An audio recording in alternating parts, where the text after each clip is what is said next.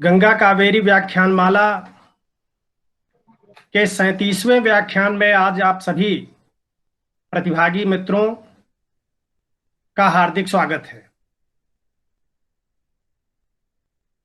श्री लाल बहादुर शास्त्री महाविद्यालय Gonda, Uttar Pradesh, Pompey college एकला, मंगलुरु, कर्नाटक और मंगलुरु विश्वविद्यालय हिंदी अध्यापक संघ के संयुक्त तत्वावधान में चल रही इस व्याख्यानमाला का आज 37वां व्याख्यान है। हमें बहुत हर्ष है कि आज जिनका व्याख्यान नियत है अभी थोड़ी देर में होगा,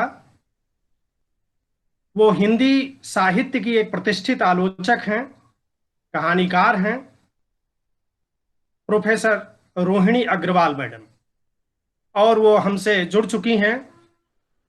उनका बहुत ही कीमती समय हमने अनुरोध करके प्राप्त किया है। आज वो अपना वक्तव्य समकालीन हिंदी साहित्य और स्त्री विषय पर देंगी।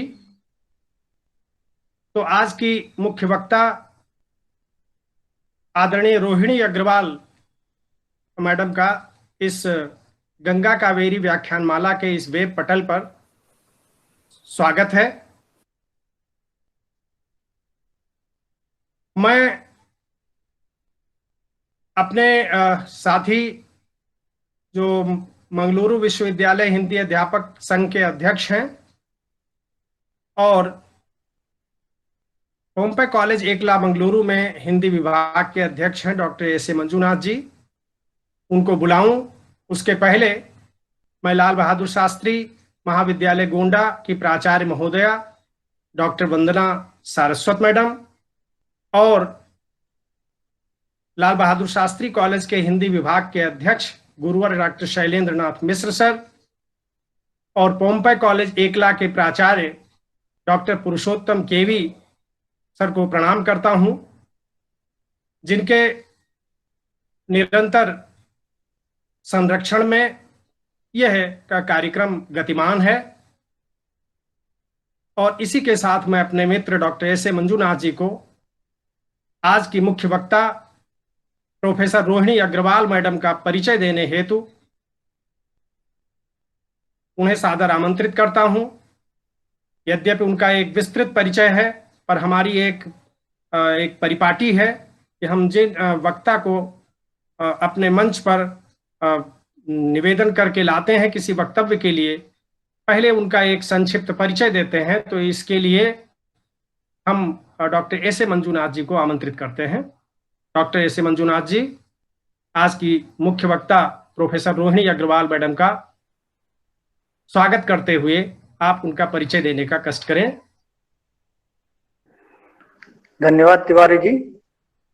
मैडम, आपका इस गंगा कावेरी व्याख्यानमाला के जो इस पटल पर आपका स्वागत है। मैडम जुड़ चुकी हैं। मैडम, आपका स्वागत मैं मंजुनाथ हूँ मंगलोर से, और हमारे साथी जो है श्री लाल बहादुर शास्त्री महाविद्यालय गोंडा उत्तर प्रदेश, हम दोनों मिलकर के यह गंगा कावेरी व्याख्यानमाला चलाते हैं। तो यह आज का 37वां व्याख्यान है। इस 37वें व्याख्यान में मैडम आपका मैं स्वागत करता हूं। इसके साथ आज के जो हमारे जो वक्ता हैं डॉक्टर प्रोफेसर रोहिणी अग्रवाल, इनका मैं विस्तृत परिचय है तो उसे संक्षिप्त रूप में, क्योंकि समय की कमी है, इस दृष्टि से मैं संक्षिप्त रूप से मैं आपके सामने उनका परिचय जो रखने का प्रयास करता हूं। आज के मुख्य वक्ता है डॉक्टर प्रोफेसर रोहिणी अग्रवाल जी, जो एमए हिंदी में गोल्ड मेडलिस्ट है और bachelor in journalism and mass communication में भी वे गोल्ड मेडलिस्ट हैं। और उसके बाद अंग्रेजी में इन्होंने एमए किया है, उसमें भी उनका फर्स्ट क्लास रहा है। और उसके साथ साथ मैडम जो है अनेक विश्वविद्यालयों और संस्थाओं के जो बोर्ड ऑफ स्टडीज जो है या बीओई जो कहते हैं, परीक्षा मंडली जो है, उसके सदस्य जो के रूप में जो काम कर रही है। इनका शैक्षिक अनुभव 33 साल का, इनका 1984 से लेकर इनका 33 साल का जो शैक्षिक अनुभव है मैडम का। और इस 33 साल के जो शैक्षिक अनुभव में मैडम जो 100 से अधिक अनुवाद, एमफिल, पीएचडी शोधार्थियों का सफल निर्देशन और मार्गदर्शन किया है। और इनके द्वारा प्रकाशित जो आलोचनात्मक मौलिक कृतियां हैं हिंदी उपन्यास में कामकाजी महिला, एक नजर कृष्णा सोबती पर, इति कृति की इतिवृत्त की संरचना और स्वरूप, और उसके बाद समकालीन कथा साहित्य, सरहदें और सरोकार, स्त्री लेखन, स्वप्न और संकल्प, साहित्य की जमीन और स्त्री मन के उच्छ्वास, हिंदी कहानी, वक्त की शिनाख्त और सृजन का राग, साहित्य का स्त्री स्वर, हिंदी उपन्यास का स्त्री पाठ, हिंदी उपन्यास समय से संवाद, हिंदी उपन्यास सांस्कृतिक राष्ट्रवाद और हाशिए का समाज, इस तरह की इनकी आलोचनात्मक कृतियां। और इनकी कहानी संकलन है घने बरगद तले। इनके कहानी संकलन है घने बरगद के तले, आओ माँ हम परी हो जाए, आओ माँ हम परी हो जाए, इनकी और एक साहित्यिक जो कहानी संग्रह है। और इनके द्वारा संपादित पुस्तकें जो हैं कहानी यात्रा 7, मुक्तिबोध की प्रतिनिधि कहानियां, कथा क्रम, प्रतिनिधि कहानियां, कथा वातायन, निबंध के रंग, उषा प्रियवदा की प्रतिनिधि कहानियां, इस प्रकार की इनकी कहानियां। लगभग इनके द्वारा 20 जो पुस्तकें प्रकाशित हैं। और उसके साथ साथ मैडम जो है अन्य जो मौलिक जो उनकी रचनाएं 250 से मैंने 250 से ज्यादा पत्र पत्रिकाओं में इनकी जो लेख प्रकाशित हो चुके हैं। और हिंदी के अनेक महत्वपूर्ण कथाकार एवं आलोचकों की पुस्तकों की भूमिका इनके द्वारा लिखी गई है। हरियाणा साहित्य अकादमी की अनेक पुस्तकों में कहानियां, व्यंग्य, आलेख इनके जो प्रकाशित होते रहते हैं। हरियाणा साहित्य अकादमी द्वारा वर्ष 1987 में कहानी आकाश बेल के लिए कहानी पुरस्कार इनको प्राप्त है। और उसके साथ हरियाणा साहित्य अकादमी द्वारा वर्ष 2003 में कहानी आर्किटेक्ट के लिए कहानी पुरस्कार इनको प्राप्त है। हरियाणा साहित्य अकादमी द्वारा समकालीन कथा साहित्य सरहदें और सरोकार पुस्तक पर आलोचना पुरस्कार 2008 में, स्पंदन आलोचना पुरस्कार भोपाल से 2010 में, मुक्तिबोध कथा आलोचना सम्मान लखनऊ 2016, और वनमाली कथालोचना पुरस्कार वनमाली सृजनपीठ भोपाल 2017 में, नारी शक्ति सम्मान और शिव कुमार मिश्र स्मृति सम्मान, और उसके बाद कुरुक्षेत्र विश्वविद्यालय के एमए हिंदी पाठ्यक्रम में गत कई वर्षों से इनकी जो विनीति कहानी जो है विनीति का अध्यापन जो चल रहा है। इस तरह के अन्य विश्वविद्यालयों में, महाविद्यालय में इनकी जो कहानियां जो है पाठ्य पुस्तकों में निश्चित है। और ये राष्ट्रीय एवं अंतर्राष्ट्रीय संगोष्ठियों में लगभग 200 से ज्यादा अंतर्राष्ट्रीय और राष्ट्रीय संगोष्ठियों में ये संयोजक के रूप में, मुख्य अतिथि के रूप में इन्होंने अपनी भूमिका अदा की है। और 2 बार ये जो विदेश यात्रा भी कर चुकी है। तो इस प्रकार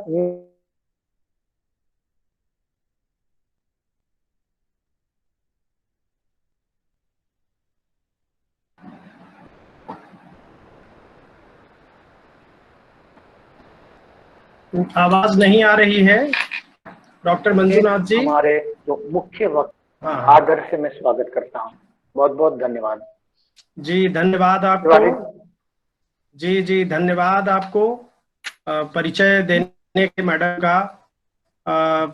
देखिए कन्नड़ी हिंदी में हमारे मित्र डॉक्टर मंजूनाथ जी ने बहुत ही सुंदर ढंग से मैडम का परिचय दिया है। मैडम से निवेदन है कि अपने इसका सिस्टम का रोटेशन अगर ऑन कर लें, ये फोटो आपकी मैडम थोड़ा ऐसे डाउन हो, मतलब है, तो अगर ये मोबाइल फोन है तो इसका रोटेशन ऑन कर लेंगे तो फोटो सही हो जाएगी। ये फोटो आपकी जो है ऐसे ही दिख रही है।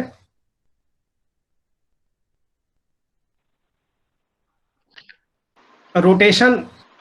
हाँ, मैं इसके लिए मुझे पहले आउट होना पड़ेगा और फिर किसी की मदद लेनी पड़ेगी, तो आप मुझे अच्छा तीन अच्छा चार मिनट दीजिए। अच्छा अच्छा अच्छा तो मैं अभी लेफ्ट करके फिर दोबारा ज्वाइन करती हूँ। अच्छा अच्छा, तो हाँ ठीक देख है लीजिए मैडम, मैडम। ठीक ठीक। ठीक है। या हम ऑडियो से काम चला सकते हो तो ठीक है, मुझे कोई प्रॉब्लम हाँ, नहीं है। नहीं वैसे नहीं फोटो आप, आपकी अच्छी आ रही, बस केवल लेकिन वो रोटेशन इसका, ऐसा ये मोबाइल फोन से मैडम जुड़ी हुई है लैपटॉप से। हाँ, मैं मोबाइल से जुड़ी हुई हूँ और मुझे इसको अब करना सही हो गया, नहीं अब आता। अब आपका बिल्कुल सही हो गया था अभी आप। हाँ तो हाँ, मैं अब सही हो गया। अभी ठीक, हाथ अभी में पकड़ के बोल लेती हूँ, एक अच्छा झटका ये में है। हाथ में पकड़ नहीं आप लेती हूँ। रखिए। आप ऐसे चलिए। ऐसे आप करिए कि किसी किसी उस पर किताब पीछे रख दीजिए, किताबें रख दीजिए और उसके बाद ऐसे ही रख दीजिए, आपकी फोटो बिल्कुल सही आ रही है इस समय। हाँ जी जी। अब ये तकनीक। हाँ हाँ। मैं हाथ में पकड़ के ही करती हूँ, ऐसे तो मुश्किल हो जाएगा। चलिए, क्योंकि मैं जहाँ बैठी हूँ वहां पर आप मुझे 2 मिनट का समय दे दीजिए प्लीज। हाँ हाँ जी जी, हाँ बिल्कुल हाँ, बिल्कुल, कोई ठीक कोई ठीक दिक्कत नहीं। ठीक, ओके ओके।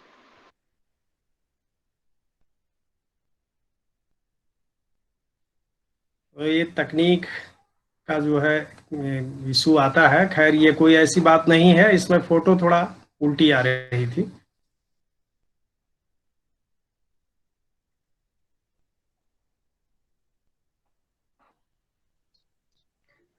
नमस्कार जी।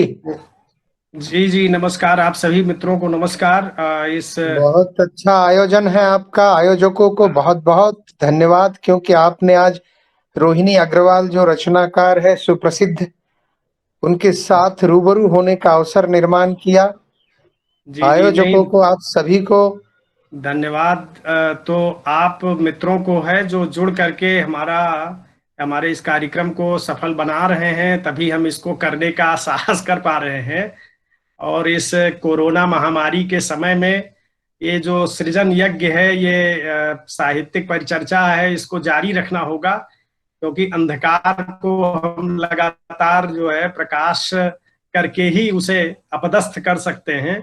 और लगातार उसकी चर्चा करते रहने से कुछ नहीं होगा, इसलिए पिछले साल ये शुरू हुआ था और आप लोगों की बदौलत आप लोग लगातार जो है जुड़ करके इस साहित्यिक परिचर्चा में हमारा उत्साह बढ़ा रहे हैं आयोजक मंडल का, इसलिए हो पा रहा है। तो इसलिए बधाई के पात्र तो आप लोग हैं, विशेष रूप से हमारे जो विद्वान प्राध्यापक साथी हैं, मैडम जुड़ गई हैं। तो मैडम के बारे में मैं बता रहा था कि रोहिणी अग्रवाल मैडम वैसे तो परिचय की मुहताज नहीं है इस समय, हिंदी आलोचना के क्षेत्र में, विशेषतः हिंदी कथा आलोचना के क्षेत्र में वो एक बहुपरिचित सुपरिचित नाम है। और जामिया मिलिया इस्लामिया में मेरी पहली भेंट हुई थी आपसे लगभग 17-18 साल पहले, और वहाँ आपके वक्तव्य को मैंने सुना था, भारतीय नवजागरण काल और हिंदी उपन्यास, कुछ इस तरह का विषय था। और पहली बार सुन करके हम लोग बहुत प्रभावित हुए थे, हमारे और भी कई साथी थे। तो आज बड़ा ये सुखद क्षण है कि हमें उनका समय प्राप्त हुआ है, समकालीन हिंदी साहित्य और स्त्री विषय पर वो अपना वक्तव्य प्रस्तुत करेंगी। तो मैं बिना किसी और बाधा के अब मैं बहुत ही आदर के साथ प्रणाम करते हुए आपको आमंत्रित करता हूँ प्रोफेसर रोहिणी अग्रवाल मैडम, जो अ, कई दशकों से हिंदी में अध्यापन कार्य तो कर ही रही हैं, और हिंदी सृजन और आलोचन, कार्यित्री प्रतिभा और भावयित्री प्रतिभा दोनों की आप धनी हैं। तो मैं आपको आपका अभिनंदन करता हूं और आपको सादर आमंत्रित करता हूं आज के वक्तव्य विषय पर अपनी बात रखने के लिए। शुक्रिया और आभार मुझे इस मंच पर आमंत्रित करने के लिए, और मेरे विचारों के साथ अपनी भी विचार लहरियां मिलाकर सृजन के, विश्लेषण के और चिंतन के सरोकारों को एक लंबी श्रृंखला देने के लिए। दरअसल हमारा समय बहुत संश्लिष्ट है और विस्तीर्ण भी है। हमारे सरोकार बहुत बड़े हैं और सृष्टि की जितनी भी समस्याएं हैं, जीवन जो है वह इतनी व्यापकता में, सघनता में है कि किसी भी एक कोण से ही हम बात कर सकते हैं। जीवन को उसकी समग्रता में, समय जो 3 कालखंडों में विभाजित होने के बावजूद अपनी एकता में ही कहीं गुथा हुआ है, तो इस समय को, इस जीवन को, इन सरोकारों को समग्रता में पकड़ना एक मनुष्य के लिए बेहद कठिन होता है, क्योंकि मनुष्य की अपनी जिंदगी, अपने सरोकार, अपने चिंतन की बुनावटें वो एक खास तरह का आकार लेकर उभर रही होती हैं। तो ऐसी अवस्था में मैं अपने अध्ययन, चिंतन, पठन पाठन के सीमित कलेवर को मानते हुए मैं सबसे पहले 2 प्रश्नों से अपनी बात शुरू करना चाहूंगी कि समकालीनता क्या है और स्त्री क्या है। विषय तो हमारा यही है ना, समकालीन हिंदी। मैं इसे कथा साहित्य कर रही हूँ, समकालीन हिंदी कथा साहित्य और स्त्री, क्योंकि आपने बताया मैं कथालोचक हूँ और मेरी सारी पैठ, सारी गतियां कथा आलोचना की तरफ ही जाती हैं। तो इस विषय में किंचित सुधार करते हुए मैं इसे कर रही हूँ, समकालीन कथा साहित्य में स्त्री। तो यह समकालीनता आखिर है क्या? क्या समकालीनता को हम बंधी बंधाई परिपाटी में से 90 के दौर के बाद के 1990 से अब तक के समय को हम समकालीनता का एक बड़ा दौर कहें? निश्चित रूप से हमें यह मानना ही होगा, लेकिन इसी के साथ मेरे सामने एक प्रश्न उठता है कि यदि 1990 का दौर अपने पूर्ववर्ती दशकों की यात्रा से अलग होकर तकनीकी रूप से, सूचना प्रौद्योगिकी की दृष्टि से एक बहुत बड़ी ऊंचाई लेकर हमारे सामने खुलजा सिमसिम की तरह आता है, तो क्या वह समय अपनी उसी अनवरतता में, अपरिवर्तनशीलता में आज तक हमारे साथ आया है, या 21वीं सदी में उसमें कोई परिवर्तन आया है? तो इन प्रश्नों को साथ लेकर जब मैं चलती हूँ, तो पहले मैं यह बताने की कोशिश करूंगी कि 1990 के दौर में ऐसी क्या 3 चीजें हुई जिन्होंने हमारे इस 90 के दशक को पूर्ववर्ती समय से काट कर उसमें के भीतर के महत्व को अलग से रेखांकित किया। तो यहाँ सबसे पहले, जैसे मैंने अभी बताया कि 2 चीजें बहुत खास तौर पर जुड़कर, एक दूसरे के साथ जुड़कर वो एक रूप ग्रहण करती हुई दिखाई पड़ रही हैं। सूचना प्रौद्योगिकी और तकनीकी क्रांति। कंप्यूटर, यह युग कंप्यूटर का युग है। 1990 में कंप्यूटर आने शुरू हुए और कंप्यूटर ने दुनिया मेरी मुट्ठी में के कंसेप्ट को हमारे सामने रखा है। यह सूचना प्रौद्योगिकी का दौर दरअसल विज्ञापन के जरिए एक तरह से कंज्यूमरिज्म को लाने का दौर भी था, और यह दौर आर्थिक वैश्वीकरण का भी दौर था। आर्थिक उदारीकरण और भूमंडलीकरण का यह दौर भी हुआ है। तो यहाँ यह चीज जाननी जरूरी है कि उस समय टेक्नोलॉजी ने, सूचना क्रांति ने, उपभोक्ता संस्कृति ने हमारी मनुष्यता का उत्खनन किया है, या कहीं हमारी मनुष्यता का क्रमिक विघटन करते हुए हमें बाजार के हाथों बिकने वाली एक चीज बना दिया है। 90 के बाद हम जानते हैं मॉल संस्कृति बहुत बढ़ी है। सादा जीवन, उच्च विचार जैसे जो हमारे शाश्वत मूल्य थे वे कहीं धराशायी हो गए हैं, और हम मानने लगे हैं कि मैं चाहे जो करूं, मैं चाहे ये करूं, मैं चाहे वो करूं, मेरी मर्जी। हम अपनी मेरी मर्जी, मेरी मैं, मेरा अहम, मेरी प्राथमिकताएं, इन पर हम केंद्रित हो गए हैं, और हम सामाजिक संस्कृति यानी जो हम के साथ, जो सह अस्तित्व के साथ विश्वास करती थी, उसे कहीं हम पीछे धकेलते आए हैं, और इस प्रक्रिया में हम स्वयं उपभोक्ता बनते बनते बाजार के हाथों बिकने वाला एक उत्पाद बन गए हैं। इसे हम टीवी सीरियल्स के माध्यम से भी समझ सकते हैं, और आज जो पोस्ट ट्रूथ समय आया है, किस तरह से 90 का दशक आज जो सूचना के माध्यम से पूरी दुनिया को हमारी मुट्ठी में केंद्रित होने का विश्वास देता था, आज फेक न्यूज की वजह से, पोस्ट ट्रूथ की वजह से, बिकाऊ मीडिया की वजह से पूरे अंतरराष्ट्रीय स्तर पर हमें सच और झूठ की भ्रांति में दिग्भ्रमित छोड़ जाता है। तो 90 यह जो समकालीनता है यह क्रमशः विघटित होती हुई हमें दिखाई दे रही है कि सूचनाओं का घटाटोप इतना ज्यादा हो गया है कि इसने ज्ञान को नष्ट कर दिया है। सूचना के लिए हमें अर्जित कुछ नहीं करना है, ज्ञान के लिए हमें अपनी बुद्धि को, चिंतन को निवेशित करना है, हमें ज्ञान को अर्जित करना है। तो तुरंता ज्ञान सूचना प्रौद्योगिकी का या 21वीं सदी का एक जो बहुत बड़ा मानदंड बन गया है, उसने ज्ञान की एक धीर गंभीर परंपरा को, जो सहिष्णुता के साथ, संवाद के साथ चलती थी, उसे नष्ट कर दिया है। और आज हम अपने अपने बाड़े में बंद होकर अपने अपने सत्य को चुनने के लिए अधिकारी हो गए हैं। और यही एक 21वीं सदी का, जो आज की समकालीनता का एक बहुत बड़ा घातक और विस्फोटक सत्य यह बन गया है कि आज सत्य का कोई एक चेहरा, निरपेक्ष चेहरा रहा ही नहीं है। आज सत्य ब्रांड की तरह, व्यक्ति के कपड़ों की तरह, व्यक्ति के चेहरे की तरह रूप बदल रहा है। सत्य के अनेक रूप हो गए हैं।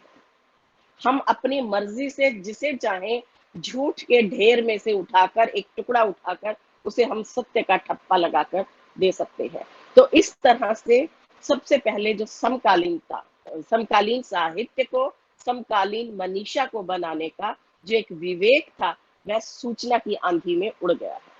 दूसरी बड़ी चीज जो इस समय इस समकालीनता को परिभाषित करती है, वह है 1992 में रथ यात्रा का आगाज LK अडवाणी के माध्यम से। और हम देखते हैं कि उसके बाद किस तरह से धीरे धीरे भारत का सेक्युलर चरित्र उग्र सांस्कृतिक राष्ट्रवाद में विघटित होना शुरू हो गया है। और मैं यहाँ इस बात को कहूंगी कि यह सिर्फ भारत में ही नहीं, बल्कि दक्षिणपंथी ताकतों का उभार हमें पूरे के पूरे अंतरराष्ट्रीय स्तर पर दिखाई पड़ता है। इसका एक सिरा हम फिर वहीं जा रहे हैं, आर्थिक उदारीकरण के कारण जो सूचना वैज्ञानिक तकनीकी प्रौद्योगिकी हुई थी, जो हमें सूचना को हमें एक प्रसाद की पुड़िया की तरह हमारे हाथ में रखती है, वह हमें हमारे भीतर से विवेक को छीन रही है। इसीलिए हम लोकतांत्रिक चेतना को, सेक्युलरिज्म को, व्यक्ति की अस्मिता को नष्ट करते हुए क्रमशः धर्मांध और कट्टर ताकतों के हाथ का खिलौना बनते जा रहे हैं। इसीलिए इसी दौर में सबसे ज्यादा आतंकवाद की समस्याएं पूरे ग्लोबल लेवल पर हमें दिखाई पड़ रही हैं, और इसी दौरान सांप्रदायिकता की समस्याएं उभर कर आ रही हैं। तो वह 1992 को शुरू हुई वह रथ यात्रा किस तरह से 2002 में उसके बाद बाबरी मस्जिद ध्वंस में जाती है, 2002 में वह मुंबई में बम विस्फोटों में, बम के धमाकों में प्रतिफलित होती है, और किस तरह से आज वह राम मंदिर के बाद अब मथुरा काशी बाकी है को चरितार्थ करते हुए इन दिनों जो काशी विश्वनाथ मंदिर और मस्जिद के मुद्दे को लेकर एक नया विवाद को खड़ा कर रही है, उससे पता चलता है कि हमारा यह दौर पूरी तरह से असहिष्णुता का दौर हो गया है। और यह धर्म के ध्रुवीकरण, अर्थ के ध्रुवीकरण और राजनीति के ध्रुवीकरण का एक बहुत बड़ा समय है। इसी वजह से इस दौर में अलोकतांत्रिक मूल्य बढ़ते जा रहे हैं, सामंतवाद पनप रहा है, व्यवस्थाएं, चाहे वो पितृसत्तात्मक व्यवस्था हो, चाहे वह वर्ण व्यवस्था हो, वह मॉब लिंचिंग के माध्यम से या स्त्रियों के सेक्सुअल अब्यूजमेंट के माध्यम से हमें दिखाई पड़ रहे हैं। यहाँ एक और तीसरी चीज इस समय में हमें जो दिखाई पड़ रही है वह है कि जब आर्थिक उदारीकरण आया, एक फ्री ग्लोबल मार्केट बनी, तो उससे विमर्शवादी सोच उभर कर आई।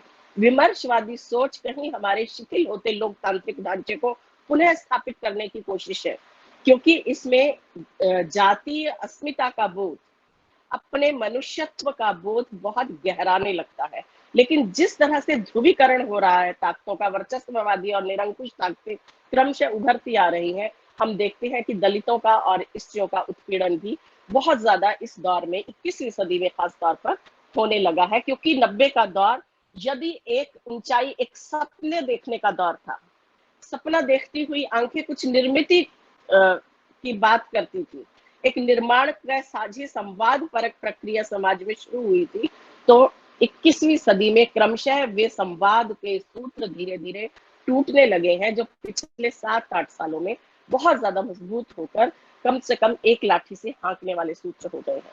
तो ऐसे समय में सवाल उठता है कि जब हम समकालीनता की बात करते हैं, तो क्या समकालीनता की बात करते हुए हमें अपने अब तुरंत पीछे गए अतीत को भूल कर हमें सिर्फ समकालीनता पर फोकस करना चाहिए, या समकालीनता को बुनने वाले उन तंतुओं पर भी विचार करना चाहिए जिनकी जड़ें अतीत में फैली हैं और अपने साथ जो परंपरा की धमक लेकर, संस्कृति का गौरव या तांडव लेकर हमारी सोच को बाधित कर रहे हैं। मुझे लगता है कि कोई भी चीज शून्य से नहीं आती है, वह एक क्रमिक प्रक्रिया का विस्तार होती है। अतः जब मैं समकालीनता की बात करती हूँ, तो मुझे लगता है कि मुझे उस समय की शिनाख्त करनी चाहिए जो हमारे आज के समय जितना ही बीहड़ और संकटापन, जहां सत्य की खोज की कोशिशें की जा रही थी। आज हम फेक न्यूज के ढेर में खो गए हैं, लेकिन जब मैं उस पुराने समय को ढूंढती हूँ, तो वह समय दरअसल आत्म साक्षात्कार, आत्मान्वेषण का समय था। और इसीलिए मुझे लगता है कि राष्ट्रीय स्वाधीनता आंदोलन के दौरान हमारे समाज के, हमारे समय के जो बड़े सरोकार थे, हमें देखना है कि क्या स्त्री विषयक चित्रण हमारे साहित्य में उन सरोकारों से जुड़कर हो रहा है या हमने उनसे कन्नी काट लिया है। क्योंकि साहित्य दरअसल अपने आप में इष्ट नहीं है, साहित्य अपने आप में फिनिश्ड प्रोडक्ट होते हुए भी फिनिश्ड प्रोडक्ट नहीं है, अंतिम कृति नहीं है। साहित्य सिर्फ जीवन की अनुभूति करने का एक माध्यम है, और वे अनुगूंजें भी कोई एक सत्य का चिरंतन चेहरा लेकर हमारे सामने नहीं दर्ज होती हैं, बल्कि वह लेखक के हाथ में पकड़ा हुआ आईना है, जिसके एक साइड समाज की तरफ खुलती है, तो एक साइड उसके अपने अंतर्मन की ओर भी खुलती है। तो साहित्यिक रचना समाज के यथार्थ और लेखक के भीतर उकेरे गए काल्पनिक यथार्थ या वांछित यथार्थ के बीच की टकराहट का एक स्वप्न कहा जा सकता है। तो हमें यह देखना है कि स्वतंत्रता पूर्व ऐसे कौन से सरोकार थे जो स्त्री को हमारे आज के समय के लिए एक महत्वपूर्ण विषय बनाते हैं।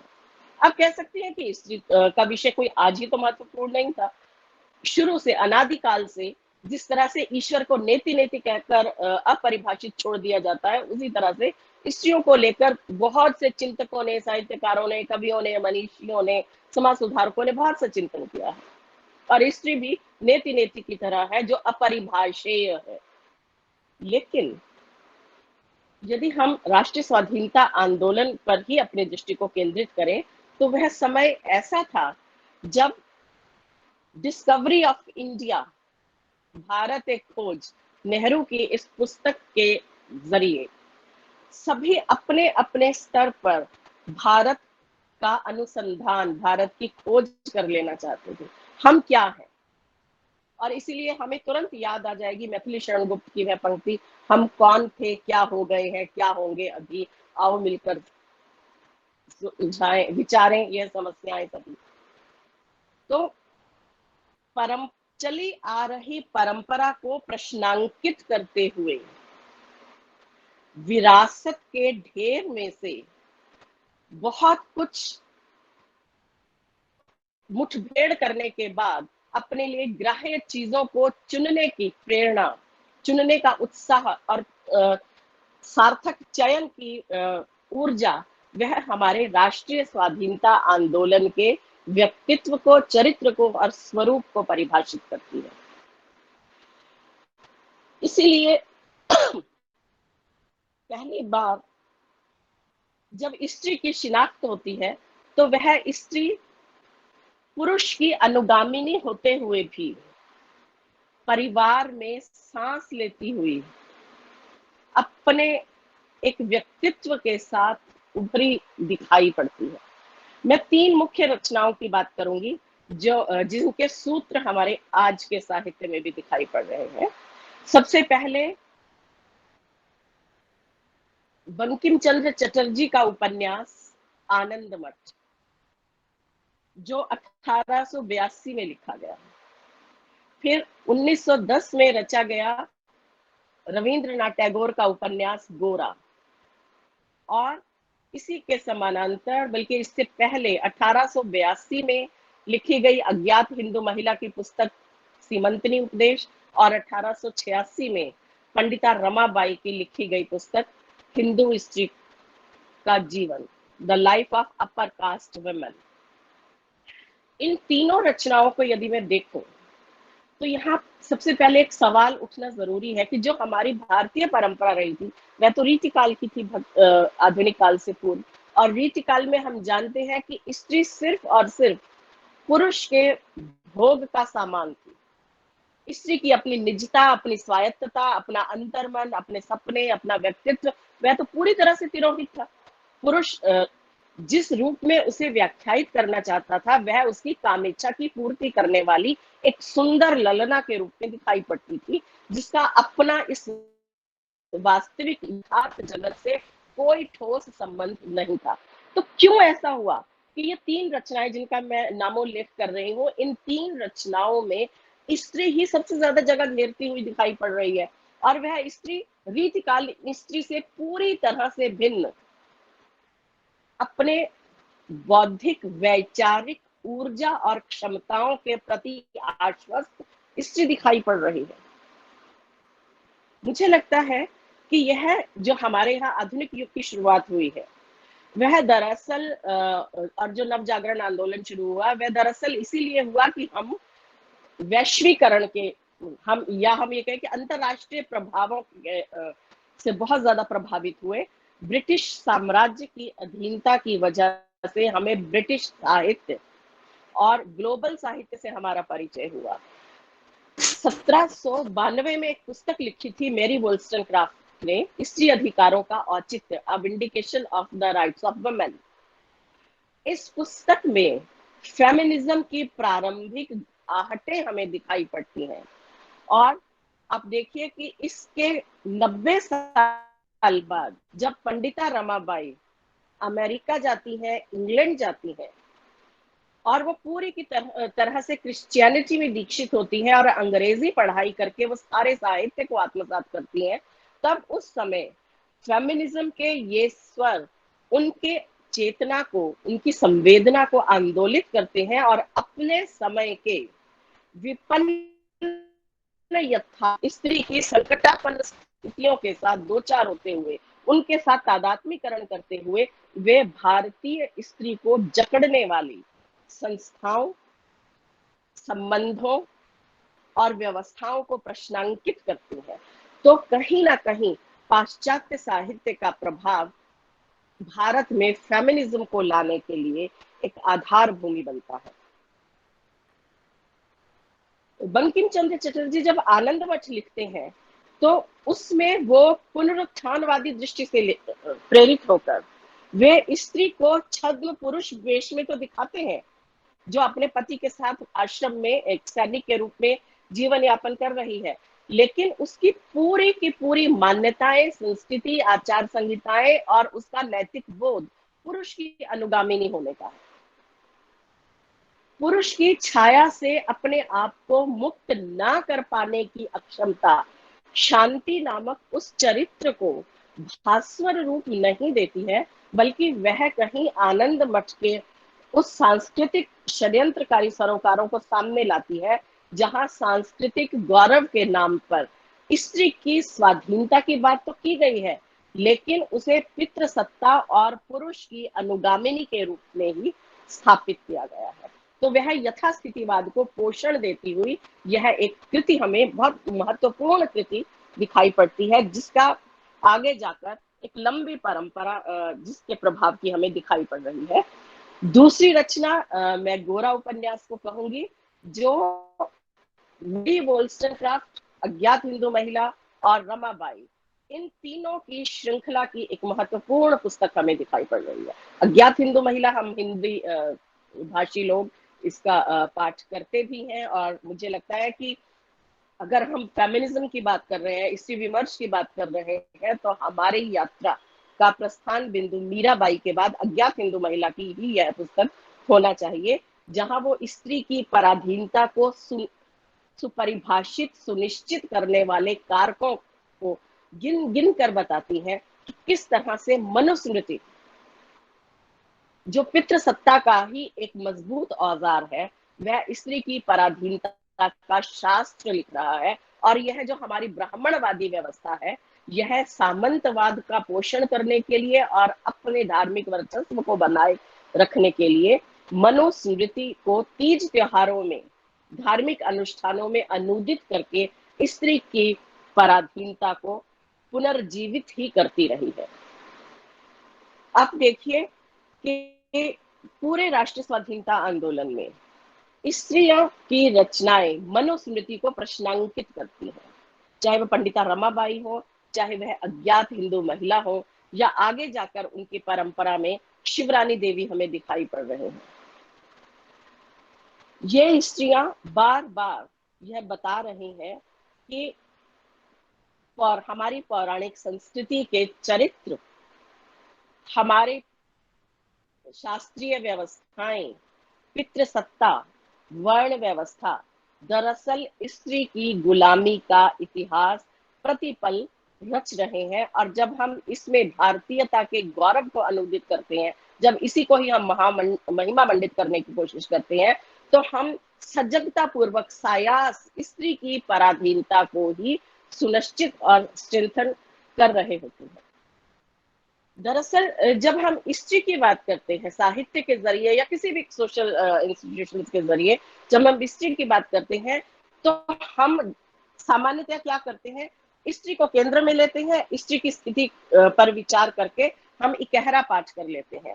लेकिन दरअसल जब स्त्री की बात करते हैं, तो हमारे सामने स्त्री के समानांतर ही मूर्तमान होना चाहिए पुरुष का मनोविज्ञान, स्त्री की सामाजिक स्थिति नहीं, स्त्री का अबला रूप नहीं, स्त्री की पुरुष निर्भर स्थिति नहीं।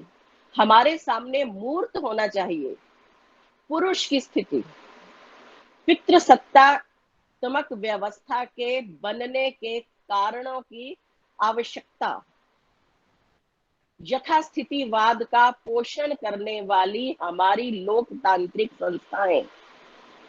और जब हम साहित्य का पाठ करते हैं, तो हमारे सामने प्रश्न यही होने चाहिए कि क्यों आज भी इतने सदियों के संघर्ष के बाद पितृसत्ता का वर्चस्व हमारे समाज में, परिवार में, व्यक्ति और पुरुष के मानस में अपनी गहरी जड़ें जमाए बैठा हुआ है।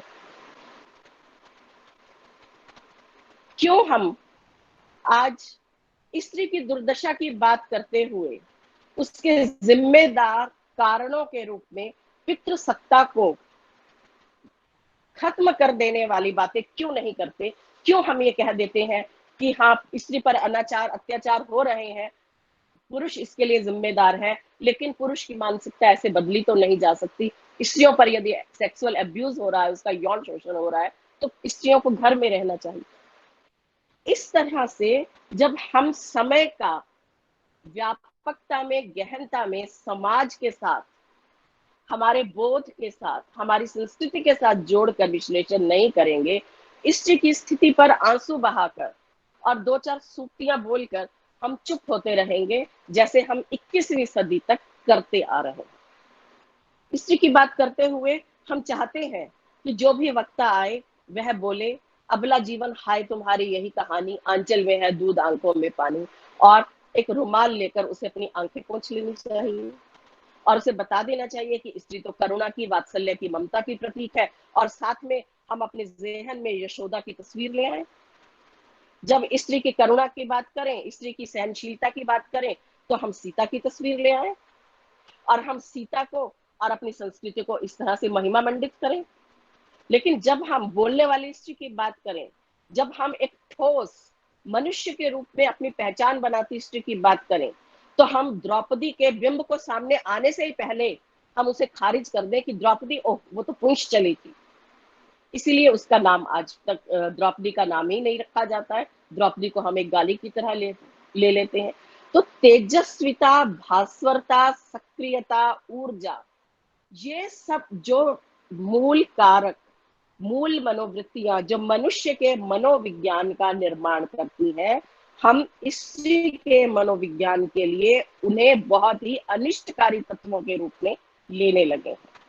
सवाल ये उठता है कि क्या हमारे हिंदी साहित्य ने स्त्री को ठोस मनुष्य के रूप में जांचने की कोशिश की? बहुत आसान होता है परिगणन शैली में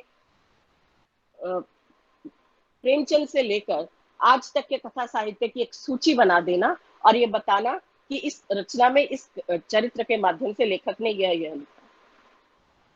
यह दरअसल अपनी जड़ता पर मूर्खता का आलेपन करने का ही एक सिलसिला है। लेखक ने उन चरित्रों को क्यों रचा? लेखक अपने समय की उपज है। रचना दरअसल लेखक की प्रसूता, आत्मजा होने के बावजूद वह अपने समय की कैरियर है। तो मैं रचना को लेखक की प्रसूता, आत्मजा, पुत्री ना समझकर उसके समय की शिनाख्त करने का एक माध्यम मानती हूँ।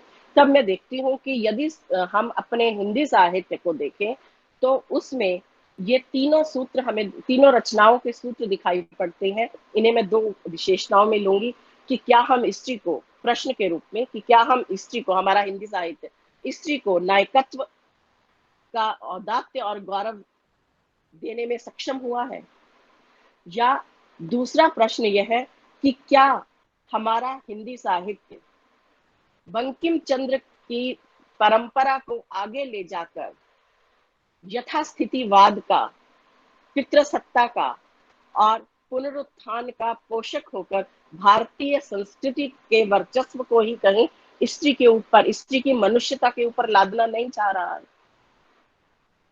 यहाँ मैं केंद्रीय बिंदु के रूप में परंपरागत आलोचना से और परंपरागत तरीके से बिल्कुल विच्छिन्न होकर मैं यहाँ केंद्र में रामचंद्र शुक्ल को रखना चाहूंगी।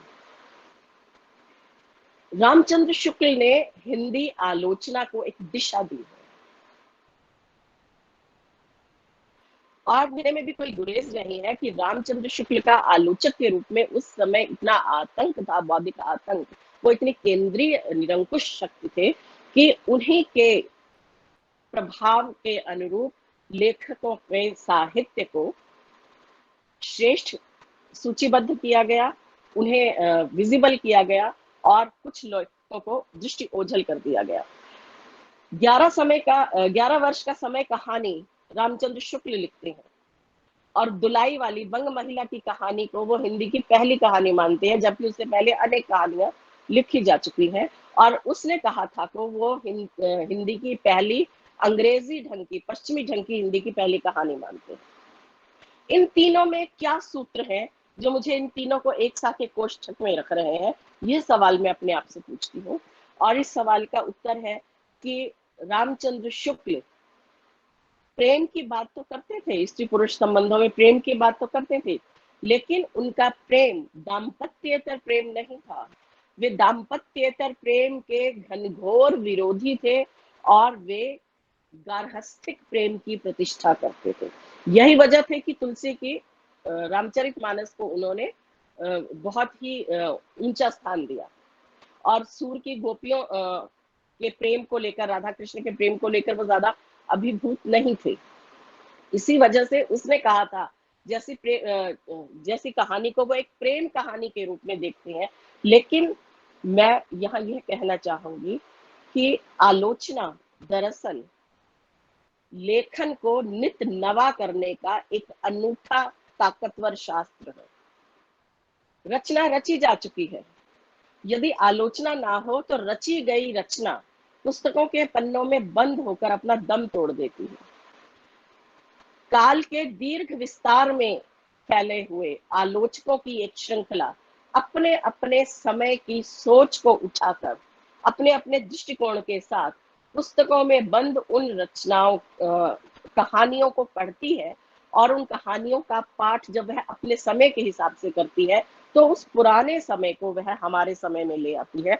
इसीलिए जब मैं उसने कहा था कहानी का पाठ करती हूँ तो मुझे यह हरगिज प्रेम कहानी नहीं लगती, बल्कि यह प्रेम की ब्लैकमेलिंग की कहानी लगती है, जो सूबेदारनी को प्रेमिका के रूप में बिल्कुल भी प्रतिष्ठित नहीं करती। मैं यह नहीं समझ पाती कि जो आलोचकों ने जो कहा है, हम तोता रटंत भाषा में उसका पाठ करने की बजाय हम क्यों नहीं प्रश्न उठाकर अपने समय के हिसाब से उसमें अर्थ गूंजते। 12 साल का लड़का और 8 साल की लड़की 25 साल के बाद अचानक मिलते हैं, जबकि वो इंटरनेट का समय नहीं था, वो फोन का समय नहीं था। स्त्रियां घर के अंदर कैद कर दी जाती थी।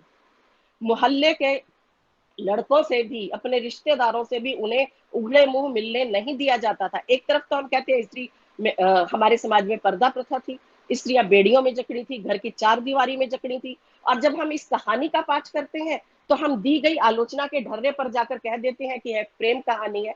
25 साल यदि एक माँ अपने 12 साल के पुत्र को ना देखे 25 साल तक, तो वह उस 12 साल के पुत्र को वह 37 साल के एक पुरुष के रूप में उसके शक्ल की का बिल्कुल भी कोई खामो ख्याल वो नहीं कर सकती है।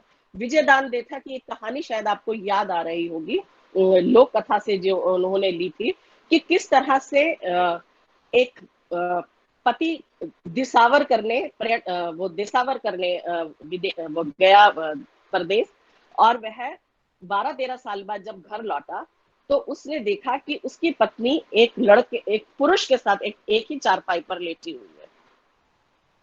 उसकी मर्दानगी में मिर्चे लगी, उसे जोश आया, जोश में उसने होश खोया और उसने तलवार के साथ उस पुरुष का और अपनी पत्नी का वध कर दिया।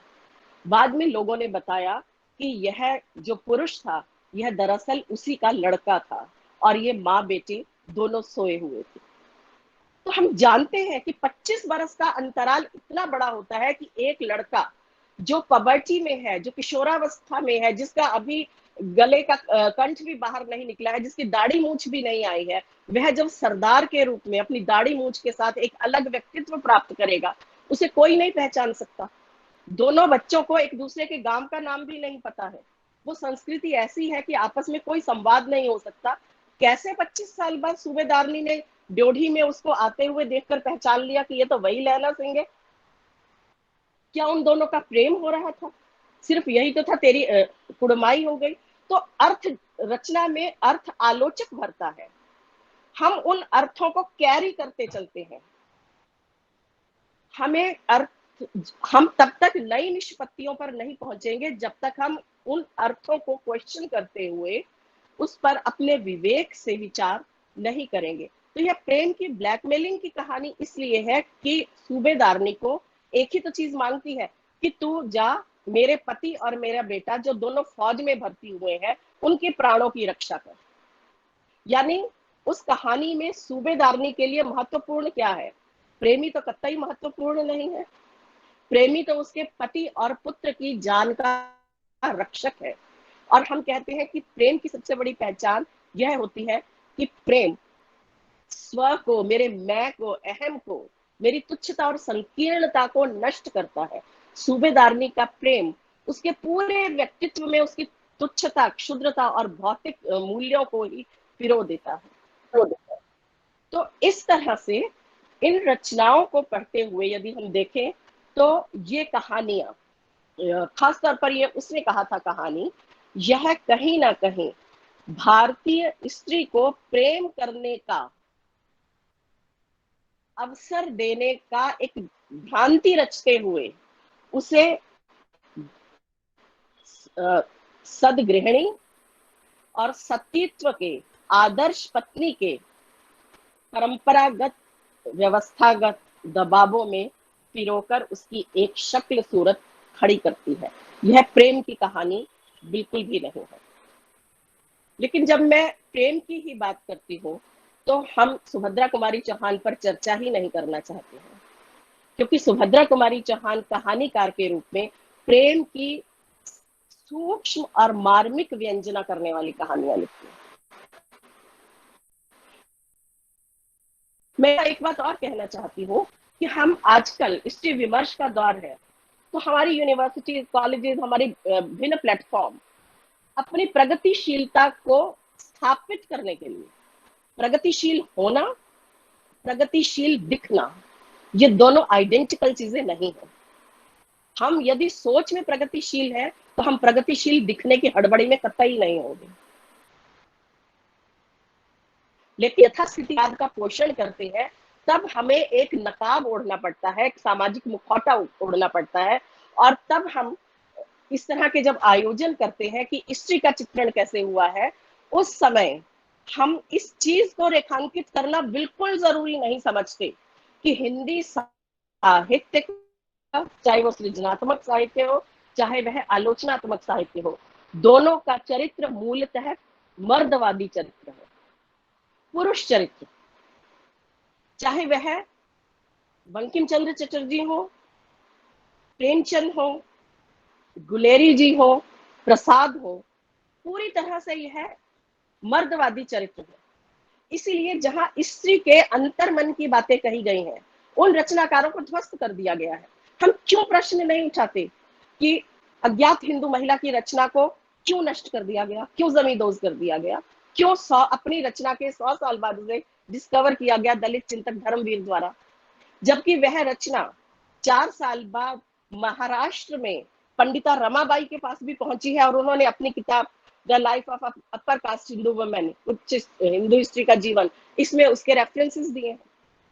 पुस्तक लुप्त नहीं होती, लुप्त करने की संस्कृति के पीछे के षड्यंत्रों को चीनने का विवेक ही दरअसल हमें नए युग का एक नया पाठक बनाता है, वरना तोता रटंत ज्ञान की परंपरा तो हमारे यहाँ सदियों से होती ही रही है।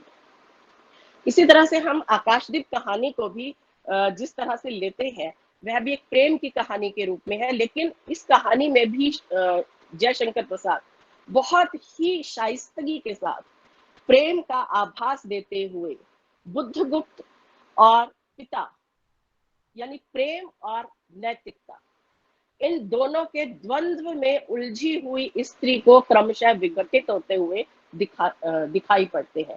जबकि हम जानते हैं कि द्वंद्व और द्वंद्वात्मक संबंध, जीवन में द्वंद्व का होना और उस द्वंद्व के साथ द्वंद्वात्मक संबंधों का होना, ये दोनों दो अलग अलग चीजें हैं।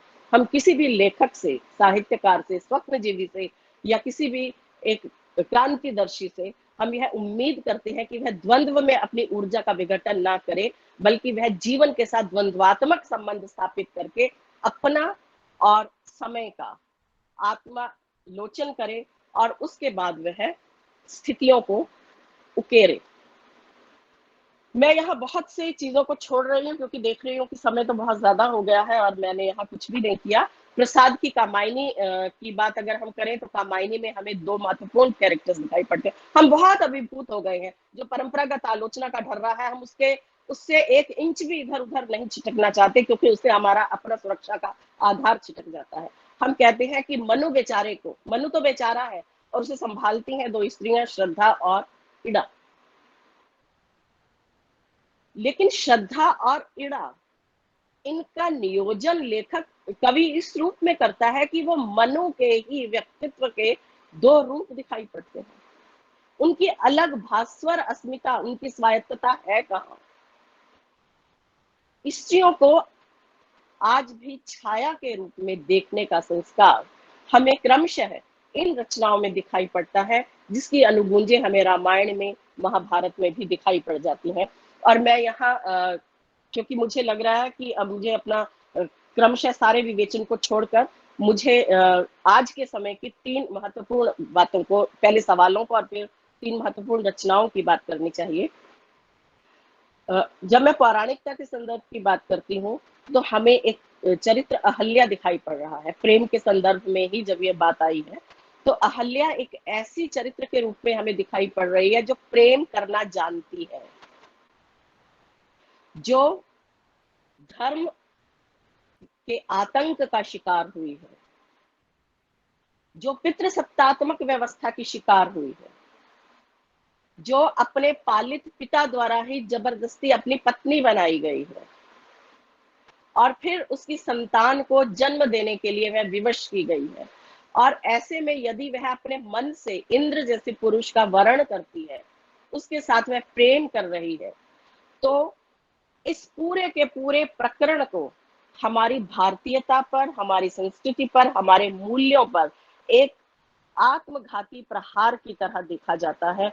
और तब गौतम ऋषि उसे पत्थर हो जाने का शाप देते हैं, यानी संवेदना शून्य हो जाने का, सामाजिक रूप से बहिष्कृत हो जाने का, तिरस्कृत कर दिए जाने का उसे शाप देते हैं। जबकि हम जानते हैं कि हमारी भारतीय संस्कृति ही बहुत ही गर्व के साथ भरकर यह बताती है कि ऋषि अपनी तपस्या में लीन थे और उर्वशी, मेनका, रंभा, ये मेनकाएं, ये अप्सराएं आई और वे उनके साथ संभोग करते हुए हमें दिखाई पड़ रहे हैं। वहां दाम्पत्येतर संबंध एक चुनौती के रूप में, एक प्रश्न के रूप में हमारे सामने नहीं आते, लेकिन स्त्री का प्रेम करना पितृसत्ता को आतंकित कर देता है। इसीलिए एक बहुत बड़े प्रश्न के रूप में अहल्या को रखा जाता है। लेकिन हम भूल जाते हैं कि कुंती यदि प्रेम करके सूर्य से कर्ण को प्राप्त करती है, तो वही कुंती अपने समय के दबावों के अधीन, राजसत्ता के अधीन, पितृसत्ता के अधीन दबावों में जब वह अन्य पुरुषों का आह्वान करके युधिष्ठिर, अर्जुन, भीम को जन्म देती है, तो हम कुंती को दुष्चरित्र नहीं मानते। नैतिकता के दोहरे मानदंड सिर्फ व्यवस्था ही नहीं देती, उन दोहरे मानदंडों को अपनी मनुष्यता की पहचान बनाकर हम 21वीं सदी तक ले आए हैं। इसलिए जब हम साहित्य में स्त्री की बात करते हैं तो जरूरी नहीं है कि हम परिगणन शैली में देखें कि किसने क्या कहा, किसने ऐसा क्यों कहा। एक रचना कहानी बताने के लिए नहीं है, वह रचना उस चरित्र के माध्यम से उस समय के कौन से यथास्थितिवादी या स्त्री विरोधी स्वरूप को सामने ला रही है। हमें इन प्रश्नों के साथ दो चार होना है। तो आज जब हम 21वीं सदी के साहित्य की बात करते हैं तो मुझे एक बहुत खौफनाक सच्चाई दिखाई पड़ती है कि स्त्री लेखन स्त्रियों की मुक्ति की बात कर रहा है, लेकिन मुक्ति के अर्थ को वह गंभीरता से विवेचित करना भूल गया है। स्त्री मुक्ति का अर्थ यह मान लिया जाता है दैहिक मुक्ति। क्या यह रीतिकाल की पुनर्वापसी नहीं है? क्या यह बाजार के हाथों रचयिता के विवेक के बिकने की बात नहीं है? क्या भोग, शारीरिकता, उच्छृंखल संबंध यही मुक्ति का कलेवर रचते हैं? या मुक्ति या दैहिक मुक्ति का अर्थ देह में स्थित विवेक, देह में स्थित संवेदना, देह में स्थित वैचारिकता, देह में स्थित स्वप्नशीलता, इन चारों को गूंथ कर अपने समय की चुनौतियों से टकराने का एक साहस बनती है। मुझे बेहद दुख होता है कि स्त्री लेखन स्त्री मुक्ति का भ्रम रचते हुए वह दरअसल पुनरावृत्ति की तरफ बढ़ गया है। जिस तरह से अज्ञेय, यशपाल, अमृतलाल नागर अपनी रचनाओं में एक बहुत बड़े सामाजिक यथार्थ को सामने पिरोते थे, यथार्थ की अंतर्गुथी तहों को क्रमशः उभारते थे। चाहे हम बूंद और समुद्र उपन्यास लें अमृतलाल नागर का, चाहे हम सुहाग के नुपुर लें, चाहे हम यशपाल का दिव्या उपन्यास लें, अज्ञेय का नदी के द्वीप लें, ये उपन्यास छोटे फलक के उपन्यास नहीं है, ये उपन्यास बहुत बड़े हैं। उपेंद्र नाथ अश्क लें, रांगे राघव लें, बहुत बड़े बड़े व्यापकता के साथ वे समाज की गुत्थियों को सुलझाने की कोशिश करते थे। लेकिन आज हम अपने समय के उपन्यासों के क्लेवर को देखें, बिल्कुल छोटा सा 100 पृष्ठ, 150 पृष्ठ। क्या यह लंबी कहानी को खींच खांच कर उपन्यास बनाने का श्रम हो गया है जब जहां हम हांफने लगते हैं, या यह हमारी दृष्टिगत संकीर्णता और वैचारिक उथलेपन का प्रमाण है कि हम समय को उसकी संजीदगी में, उसकी व्यापकता में, विविधता में और सघनता में, गहराई में ही नहीं पकड़ पा रहे हैं, इसीलिए हम उसे एक कहानी के ड्राफ्ट की तरह ले रहे हैं। स्त्री की समस्या क्या निरी स्त्री की समस्या है? यदि वेश्यावृत्ति है जिसे गोदान में प्रेमचंद ले रहे हैं, और उसे उससे भी ज्यादा बड़े सरोकारों के साथ अनिल यादव अपनी एक छोटी सी कहानी नगर वधु अखबार नहीं पढ़ती हैं उसमें ले रहे हैं, जगदम्बा प्रसाद दीक्षित उस स्त्री उन स्त्री पात्रों को जो वेश्याएं हैं उनको मुर्दा घर में लेकर एक बहुत बड़ी समाज शास्त्रीय विश्लेषण कर रहे हैं, तो स्त्री के को केंद्र में रखने का अर्थ क्या स्त्री पुरुष संबंधों की बात करना, स्त्री की दैहिक मुक्ति की बात करना है, या स्त्री और पुरुष दोनों की मानसिकता को बनाने वाली राजनीति, पूंजी और धर्म के चरित्र को रचने वाली समाज शास्त्रीय व्यवस्थाओं का ज्ञान होना जरूरी है। बहुत दुर्भाग्यपूर्ण है, विडंबनात्मक स्थिति है कि 21वीं सदी का साहित्य इन समाज शास्त्रीय अनुगूंजों से अपने आप को सायास परे रखना चाह रहा है, और वह फोकस्ड होकर एक छोटे से मुद्दे को अपना केंद्रीय विषय बना रहा है। इस दृष्टि से किरण सिंह का जो छोटा उपन्यास, जो लंबी कहानी और छोटा उपन्यास के बीच में की एक रचना कही जा सकती है, शिलावहा, मैं उसकी बात करना चाहूंगी, जो अभी कुछ 4-5 साल पहले, 3-4 साल पहले ही जो प्रकाश में आया है, या उनकी कुछ कहानियां जैसे संझा, द्रौपदी पीक और यीशु की कीलें, ये हमारे समय को रचने वाली निश्चित रूप से एक बहुत महत्वपूर्ण कहानीकार है, जो स्त्री क्यों रोना, स्त्री के ना आंसुओं की बात करती है, ना स्त्री के प्रतिशोध की बात करती है, वे ना स्त्री के दैहिक मुक्ति की बात करती हैं, बल्कि स्त्री के माध्यम से वे पुरुष को, स्त्री और पुरुष के माध्यम से हमारे आज के समय को, आज के समय के माध्यम से आज के समय को बनाने वाले व्यवस्था और समाज शास्त्र की समीक्षा करती हैं। और इसीलिए जब वो शिलावहा यानी अहल्या की कहानी लेती हैं, तो वो पूरी तरह से धर्म सत्ता को प्रश्नांकित करती हैं। वे हमारे उग्र सांस्कृतिक राष्ट्रवाद को कठघरे में खड़ा कर देती है कि जय श्री राम का नारा उछालना, क्या यही हमारी प्रगतिशीलता का एक बड़ा पैमाना है, या स्त्री और पुरुष की मनुष्यता का आखेट करने वाली पितृसत्तात्मक व्यवस्था, वर्ण व्यवस्था, सामंतवाद, इन सब के चेहरों को बेनकाब करने की ऊर्जस्विता, यही प्रगतिशीलता। किरण सिंह के अलावा एक और महत्वपूर्ण रचनाकार है तरुण भटनागर।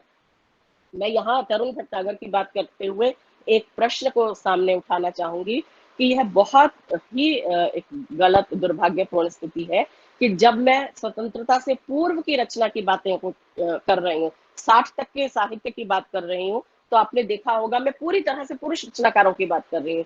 अज्ञेय की बात, यशपाल की बात, रांगेय राघव की बात, नागार्जुन की बात, प्रेमचंद, जैनेन्द्र, हजारी प्रसाद द्विवेदी, अमृतलाल नागर, ये सारे पुरुष रचनाकारों की रचना में स्त्रियां बहुत कन्विंसिंग ढंग से हमें दिखाई पड़ रही हैं, जो नेतृत्व भी कर रही हैं, जो अपने प्रश्नों के साथ आ रही हैं।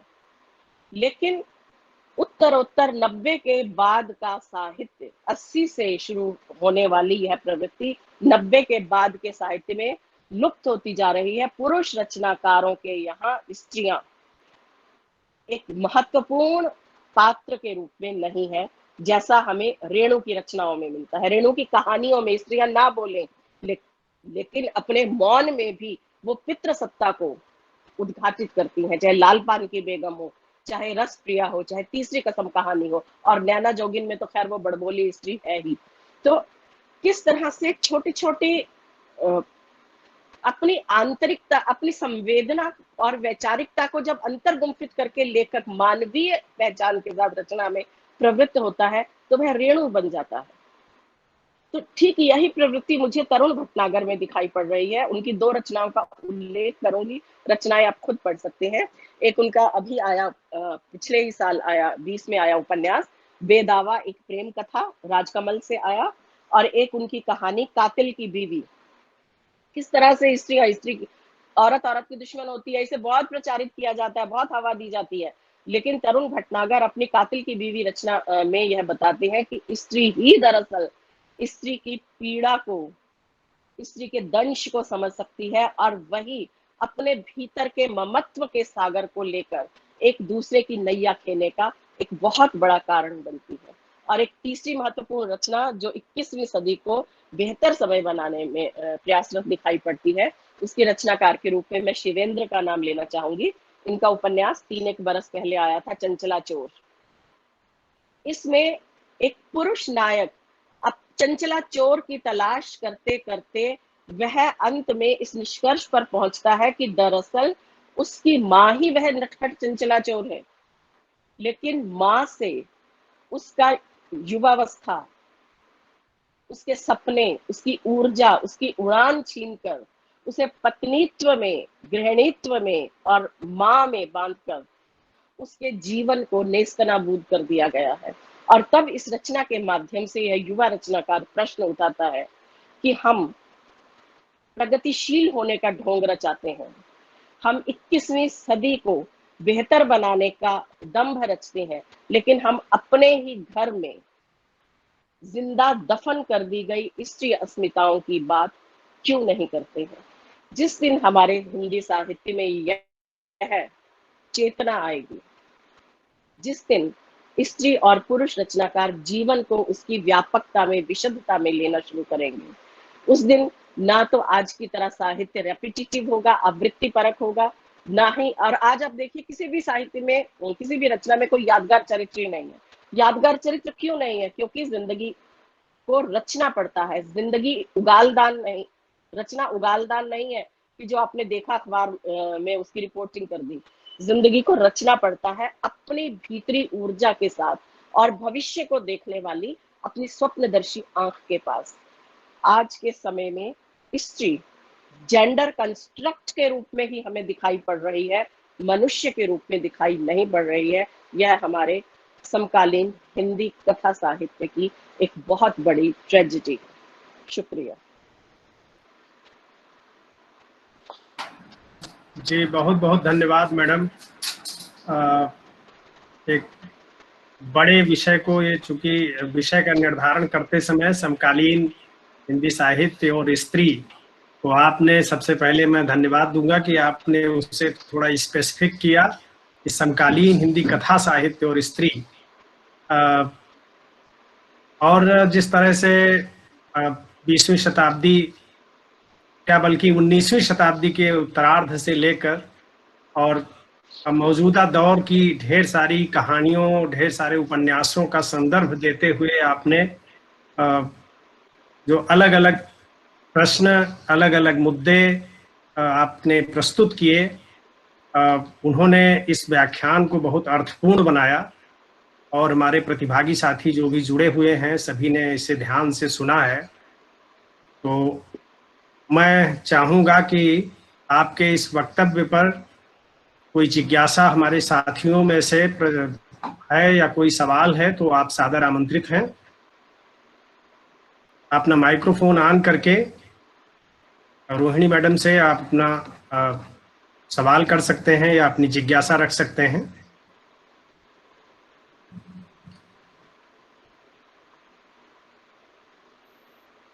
जी मैडम नमस्कार, राकेश नारायण द्विवेदी हूँ उरई से। जी नमस्कार। नमस्कार। ये नेति नेति का आपने और अपरिभाषित माना है, जिस तरह परम तत्व को हमारे यहाँ निरूपित किया गया, स्त्री को भी उस रूप में किस तरह से आपने इसमें कोई इसका संदर्भ या कोई इसके लिए खुलासा करना चाहेंगे? देखिए, संदर्भ तो जब हमारी कोई नई बात कहते हैं तो उसका कोई संदर्भ नहीं होता। और जहां तक स्त्री को नेति नेति न इति न इति, यानी जिस पर विमर्श की, विवाद की, संवाद की एक अनवरत परंपरा चल रही हो, वह ना इति ही है। और ईश्वर तो एक कंस्ट्रक्ट है ना, जिस तरह से स्त्री और पुरुष दोनों सोशल कंस्ट्रक्ट हैं, अदरवाइज तो दोनों बायोलॉजिकल अस्मिताएं हैं, जो मनुष्य, जो बेसिकली मनुष्य हैं, और उनका जो बायोलॉजिकल संरचना है, उनका जो लिंग है वो अलग है, मूल रूप से वो एक है।